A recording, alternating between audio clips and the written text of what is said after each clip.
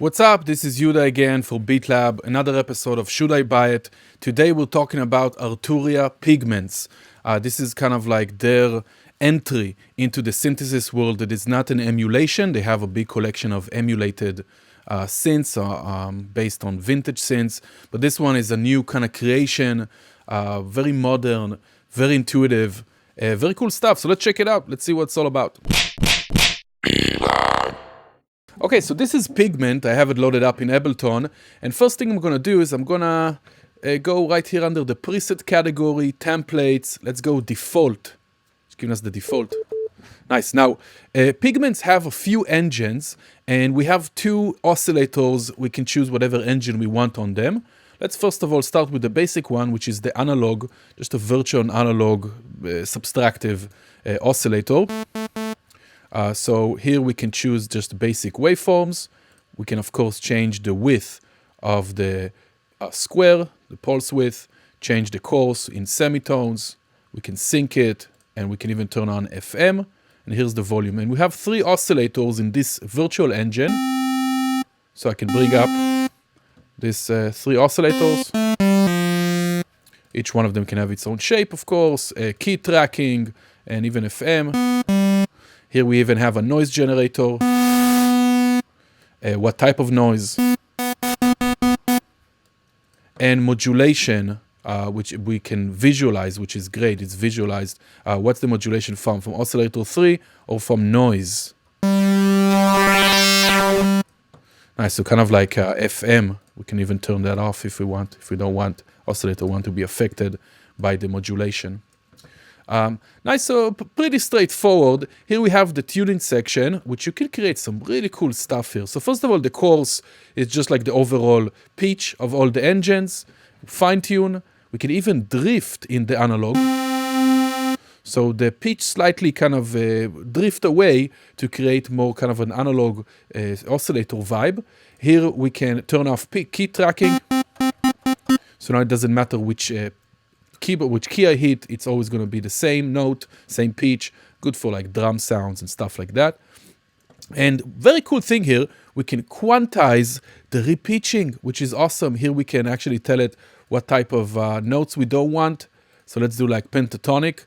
And now if I bring it up,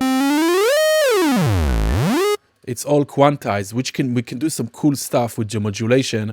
We'll do in a second later, but let's bring it back. Nice. Here we have the unison engine. We can bring up voices. And we have three modes. Classic, right? Just detuning the different voices. Chord mode. Here we can decide the chord. And we can even spread it, more voices spread to the sides or in the middle. And we also have super mode, which stacks them in octaves. I'm sorry, not an octave, is just extremely detuned compared to the classic mode. And this one also sounds like the phase is resetting every time, compared to this where the phase is running free. So that's the unison section, and that's the first engine, the analog. Let's check out, I also forgot to mention we can send it to filter 1 or filter 2, which we'll go over in a second. So the analog engine is great. Very useful to create those kind of classic sounds. Next, we have the Wavetable engine, and this one is just like what you expect from any wavetable, come with a lot of different wavetables here, and you can even import your own. Let's load one of them. Here we have the wavetable position. Let's go. The volume. And then we have 4 different ways that we can shape the waveform even more. We can even see it in 2D or 3D, similar to Serum, if anyone uses. Let's go to a basic waveform. I just want to also show you that we can morph between them, but we can also turn off the morph to just skip between the different waveforms. Kind of turn it into, again, another kind of virtual analog, but with endless types of waveforms. So right here, we have 4 different ways we can further shape the sound. Frequency FM modulation with an internal oscillator. 2 different modes. We have phase modulation. And again, how does that get triggered as well? Even self-modulation. Phase distortion.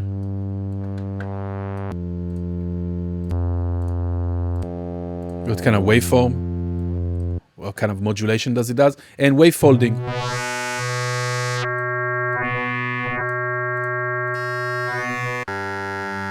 Nice. Now we can further modulate all of these with this modulator right here.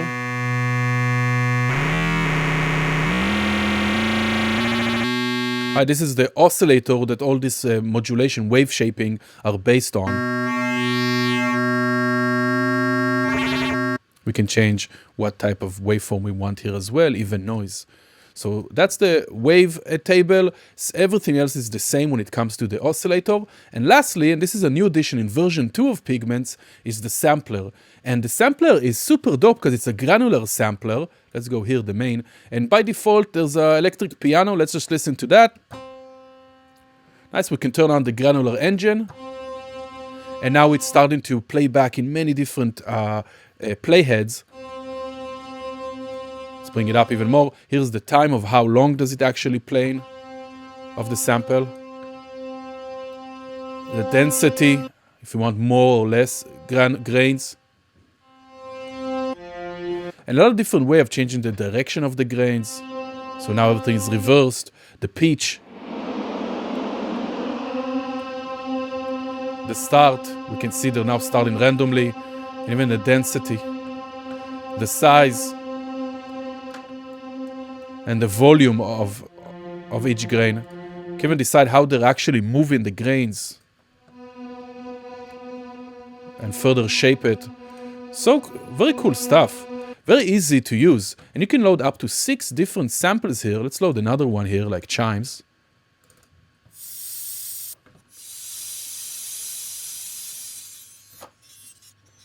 Let's go back forward. Let's reduce some randomization.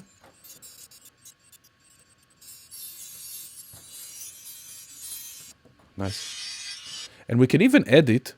And here we can change more things like the pitch. If it's looping or not. We can even loop the sample. Let's go to the piano. Let's loop the piano here.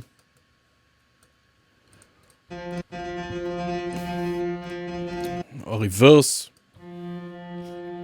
Right, so many things. We can copy it to a different slot. And we can even map all those different slots of samples in different ways. We can trigger them in single mode. We can key map them to different zones. So the triggering from different key zones. Velocity and key zones. We can pick a sample with this knob right here. Round robin, where they're actually switching automatically back and forth and randomize between them, which is great. You can have, and you can load your own. You can also import your own samples. So a really awesome granular engine that was designed in a very intuitive way. I love that part of Pigments. It's a new addition. So that one is great. The granular sampler, you can do a lot of cool stuff. And also all the samples that they provided here are really great, showing the potential of this granular engine. Now, unlike the wavetable and the analog, here you also have other effects except unison. You have resonator. I wish we had this type of effects also on the other beat crusher, on the other engines. That would be nice. And another modulation, ring and frequency.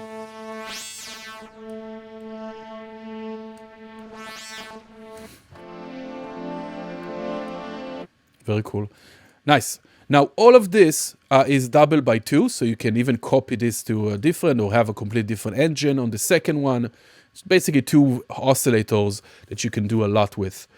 So that's the sound source of Pigments. Very cool. Now, right here, everything goes to filter 1, and only filter 1 is enabled. Here we have a few different types of filters. Some of them are taken from their other plugins, like the Matrix 12, SEM, the SEM, and the Minimoog. All of them have kind of their own character. Here a built-in drive. Even a phaser filter. Format filter for more vowel sounds.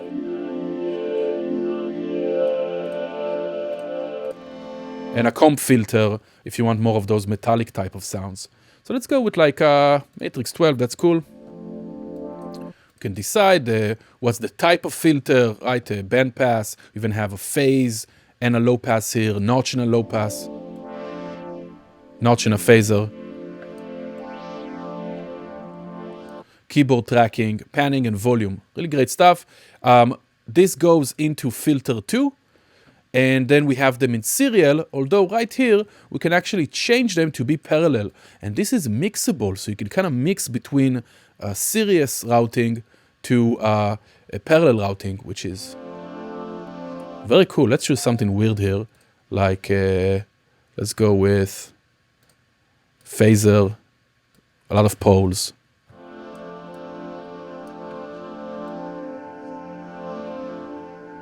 Right, so we can change with serial, series filtering or parallel filtering. Excellent. Here we just got general stuff. Here's the velocity, how much velocity affects the amp. So I can have velocity sensitivity, panning the voices, and how much we're sending into the sends, return effects. Okay, now the main power, the main engine of kind of randomization and making everything dynamic is in the middle here where we can see all the modulators. And I love how we can, it's actually visualizing the modulators. So first of all, we have velocity. If I click on the velocity, I can map it to anything. Aftertouch, mod wheel, keyboard tracking, and MIDI expression. Now here we have the 3 envelopes, volume, there's the volume envelope, the VCA, and 2 other modulation envelopes. 2 LFOs, or 3 LFOs, I'm sorry, and 3 functions that are just basically multi-stage envelope generators. You can do whatever you want here. 3 functions, and 3 randomization engines that can be all these 3 different ways of randomizing. And you can even combine multiple modulation sources into one to create new shapes. So let's see it for example. I'm going to take envelope 2. I'm going to click here, and now it's in the mapping mode. And I can drag whatever I want. Let's go with the cutoff. Let's go up with the cutoff here. And now this envelope affects the cutoff.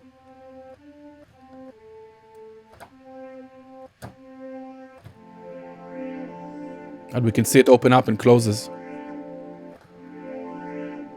Nice, let's close that. Let's go to the LFO. So let's map the LFO to the filter, same way. You can even see it moving, which is great, always nice to visualize. Let's go to the LFO. And we can do so many things to the LFOs here, change the waveform, symmetry, right? We can even the phase, how they're being triggered, unipolar or bipolar, and how they're being actually even synchronized or free rate. The LFOs here are very well made because very easy, but you can customize them in a very cool way. So that's the LFOs. Functions, again, those are just kind of multi-stage envelope generators, and we can map the function to whatever we want. Let's map the function to, let's try just the cutoff of the other one.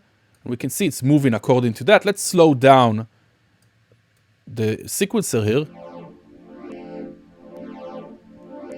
We can even randomize this.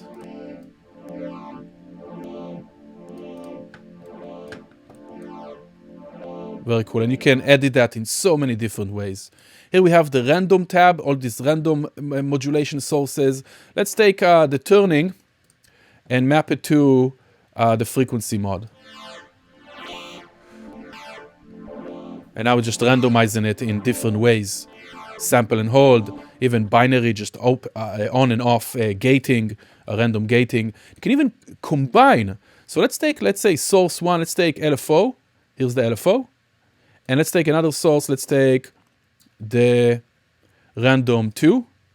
And now it's combining them to a completely new shape. And you can even combine between them in different ways. Offset it or crossfade or some really great stuff to create this type of modulation curves that we don't always get to use in synthesizers because we don't have this type of way of combining different modulation sources. So that's an awesome, awesome feature. And here we have the ability to map the 4 macros that are right here.